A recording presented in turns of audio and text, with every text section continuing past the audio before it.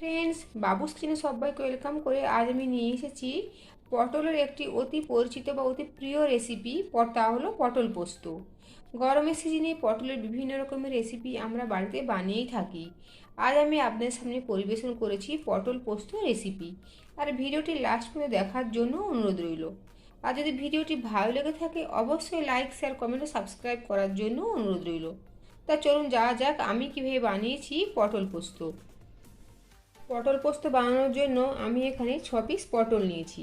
পটলগুলো খোসা ছাড়িয়ে দুদিক থেকে কাট লাগিয়ে দিয়েছি, ঠিক এভাবে। এখন পটলগুলোর মধ্যে অল্প পরিমাণে লবণ দিয়ে মাখিয়ে নেব।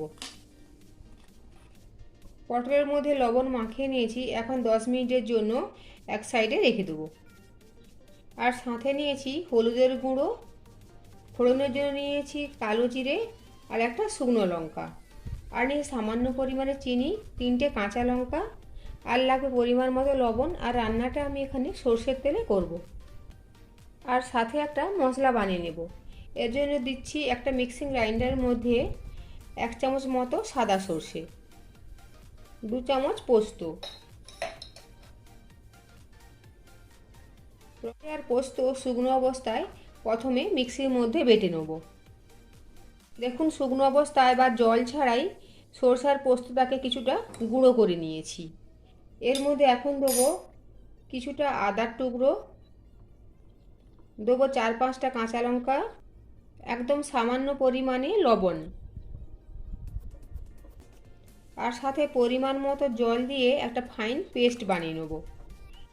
দেখুন, সর্ষে, পোস্ত আর আদা, কাঁচা লঙ্কার একটা ভালোভাবে পেস্ট বানিয়ে নিয়েছি। আপনারা চাইলে এখানে আদাটা নাও দিতে পারেন, তবে আদা দেওয়ার ফলে রান্নাতে খুব সুন্দর একটা টেস্ট আসে। তা চলুন যাওয়া যাক নেক্সট প্রসেসে। কড়া খুব ভালোভাবে গরম করে নিয়েছি। কড়ার মধ্যে দেবো সর্ষের তেল। আপনারা চাইলে রান্নাটা সাদা তেলেও বানাতে পারেন, তবে সর্ষের তেলে বানালে টেস্ট আরও ভালো হয়। কড়াতে তেল গরম হয়ে গিয়েছে। এখন এই তেলের মধ্যে ছেড়ে দেবো পটল। পটলগুলো হালকা লাল করে ভেজে নেব। পটলগুলো ভেজে নিয়েছি, তুলে নেব। কড়াতে দেবো আরও কিছুটা সর্ষের তেল। তেল গরম হয়ে গিয়েছে। তেলের মধ্যে দেবো কালো জিরে আর শুকনো লঙ্কা। ফোড়নটাকে একটু ভেজে নিয়েছি। এখন এর মধ্যে দেবো সর্ষে আর পোস্তর পেস্ট, সাথে দেবো হলুদের গুঁড়ো।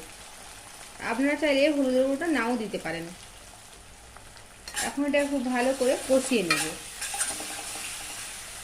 মশলাটা তলায় বসে যেতে পারে, তাই মিক্সি ধোয়া জলটা এই মশলার মধ্যে দিয়ে দিচ্ছি।